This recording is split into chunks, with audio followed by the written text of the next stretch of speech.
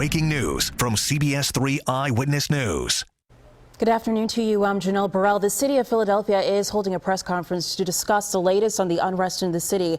Mayor Kenney is now at the microphone. Let's listen in. We'll again have a curfew starting at 6 p.m. and going through 6 a.m. tomorrow morning.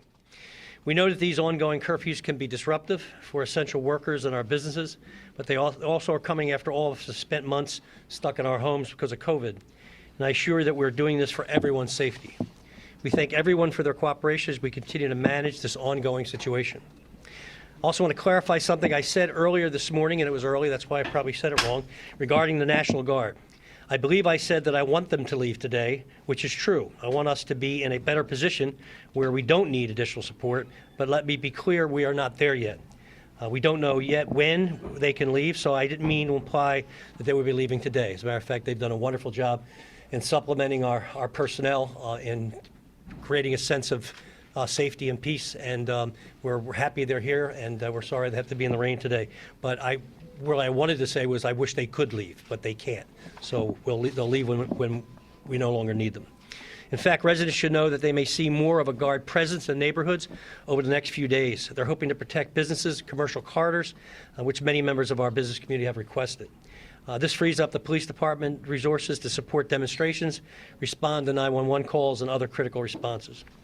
And before I turn it over to the Commissioner, I want to remind folks that we are still battling multiple crises, including COVID-19. With that in mind, I do have sad news to report. We have had another member of our city employee family succumb to COVID-19. Firefighter Eric Gore died Tuesday at Temple University Hospital after a valiant struggle with COVID-19. He was only 48 years old and had served in the Philadelphia Fire Department for nearly 24 years.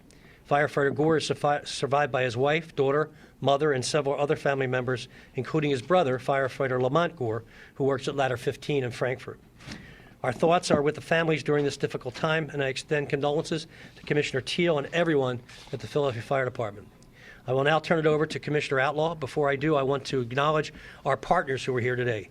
John Kinsinger, First Deputy Chief with the Attorney General's Office, Brendan O'Malley, Chief Deputy with the Attorney General's Office also, and John Schmidt, Assistant Special Agent in charge with the ATF. Commissioner Outlaw. Come on up here.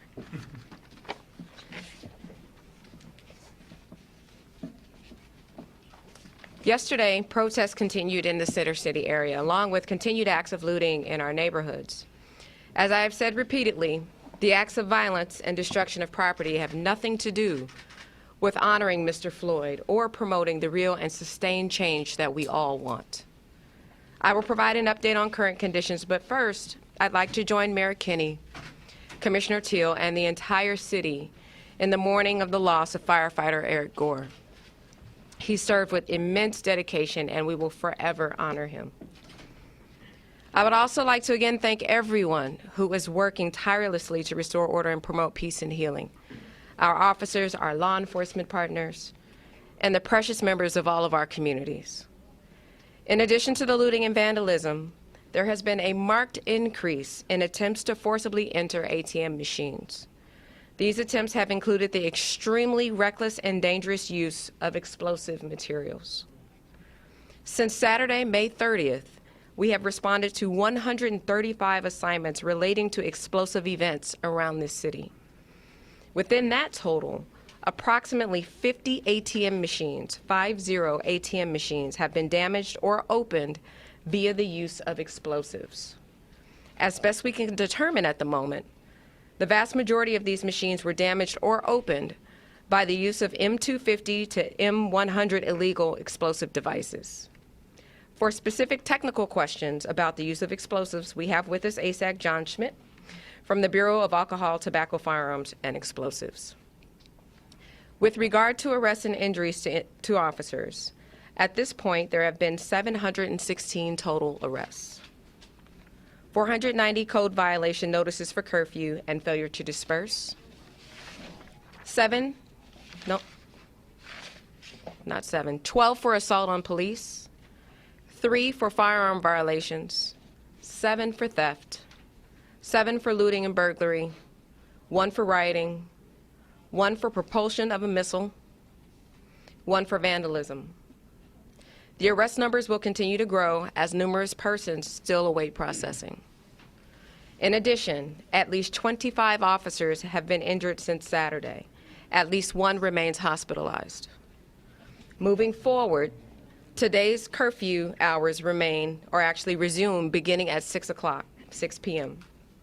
Beginning at that time, curfew restrictions will be enforced throughout the city. Only those persons engaged in essential duties will be permitted to be outdoors. In addition, our looting teams will remain deployed in each of the 6 geographic patrol divisions.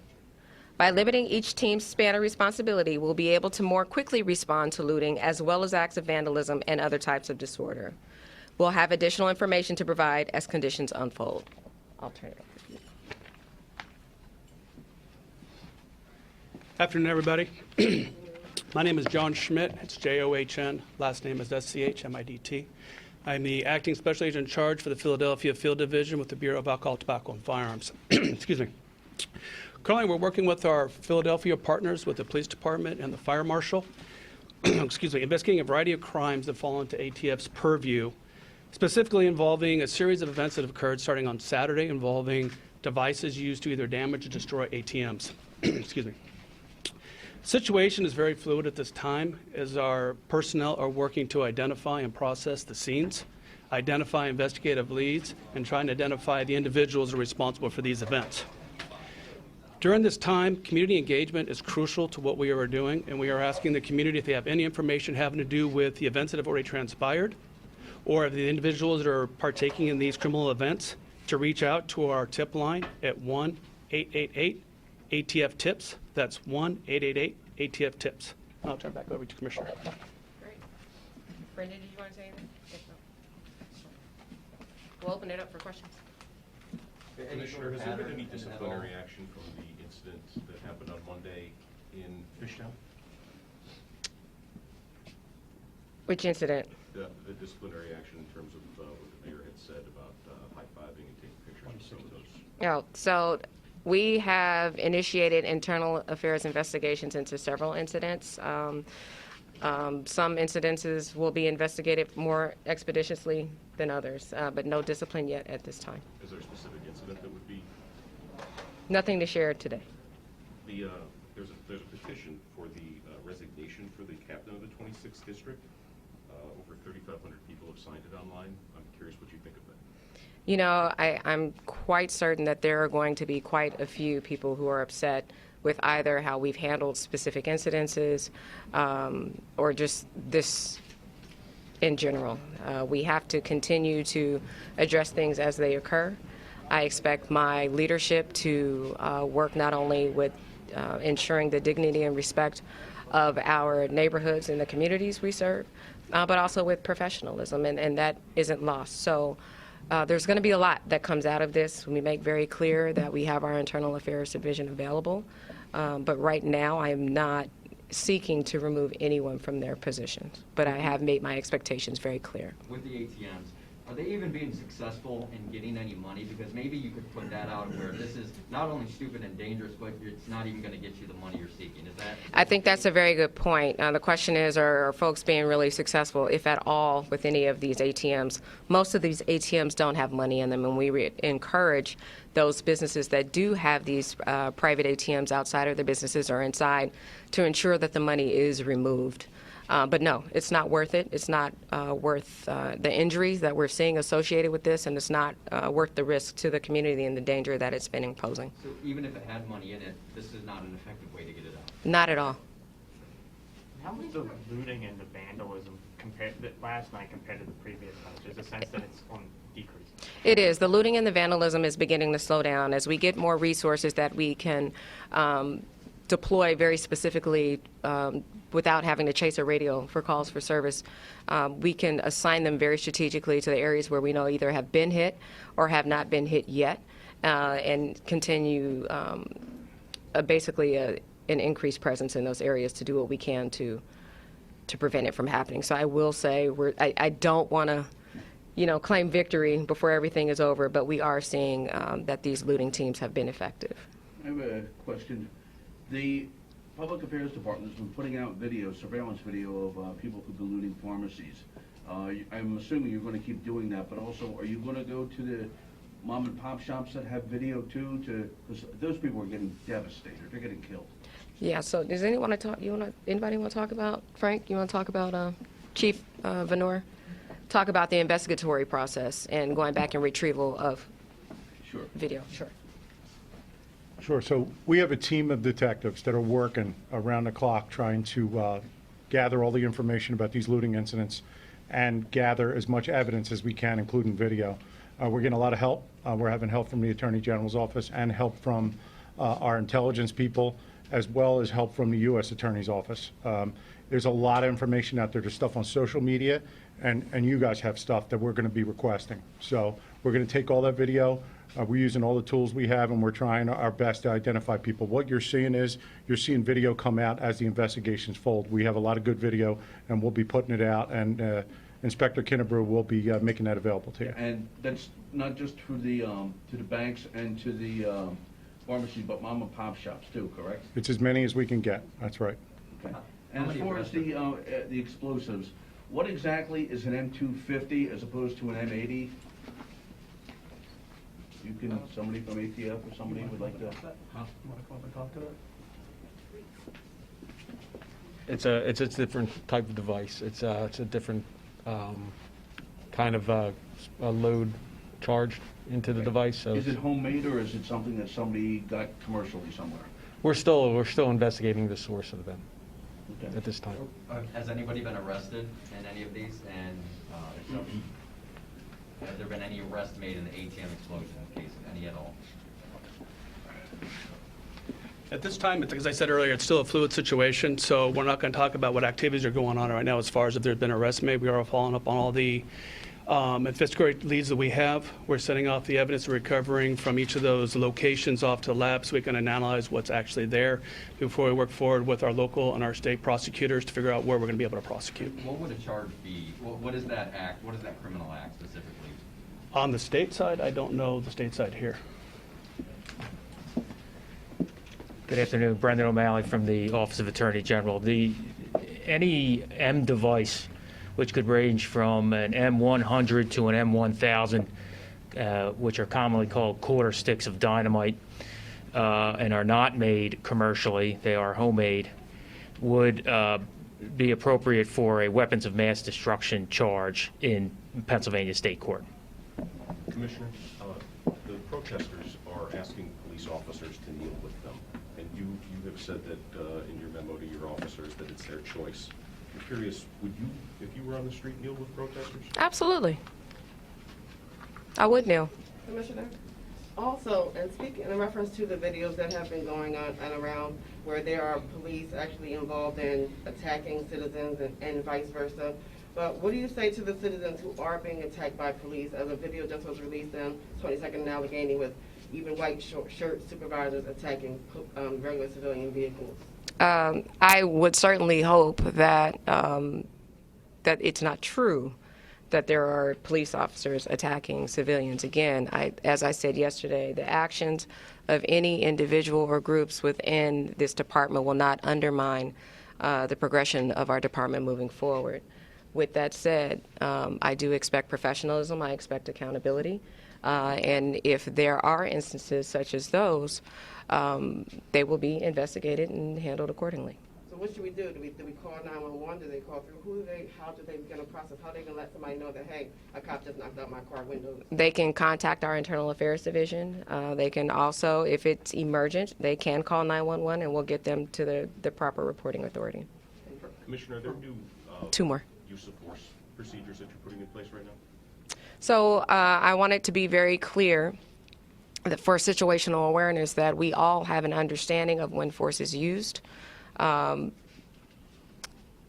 mean, it's very technical and tactical, but yeah, so you got my memo, clearly. I should have just sent it directly to you, huh? Yeah, so it's a requirement that officers come on the air, and when force is used, they notify over the air the type of force used. That way we get it logged with location and time.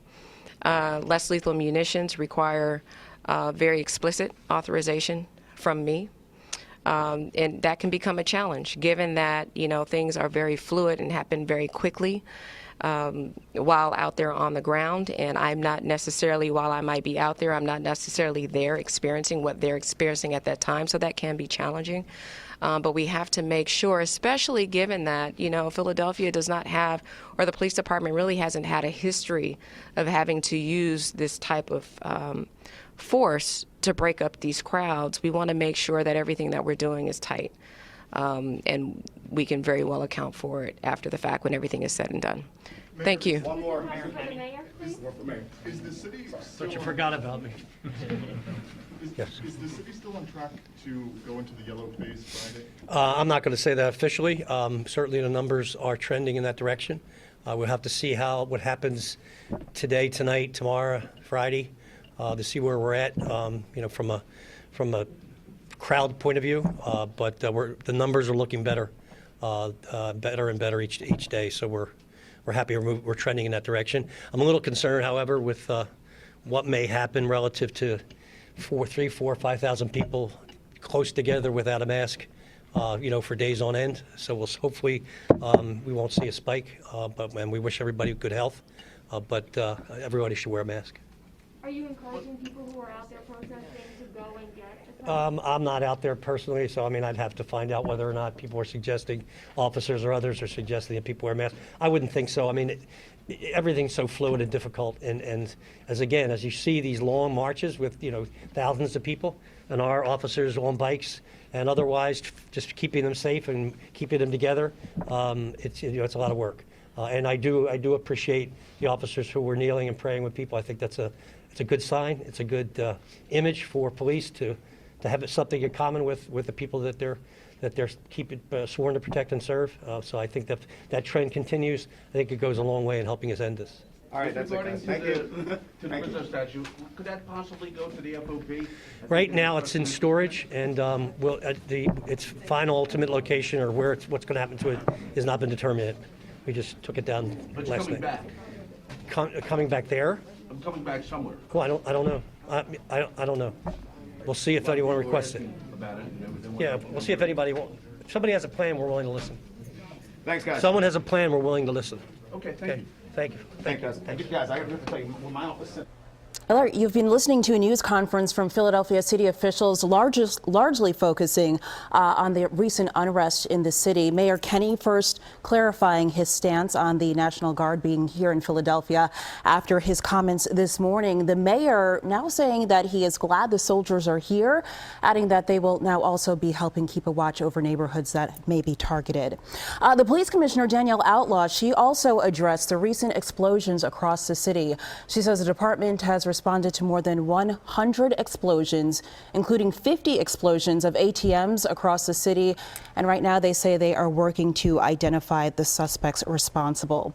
The commissioner also saying that at least 25 police officers have been injured in Philadelphia since Saturday.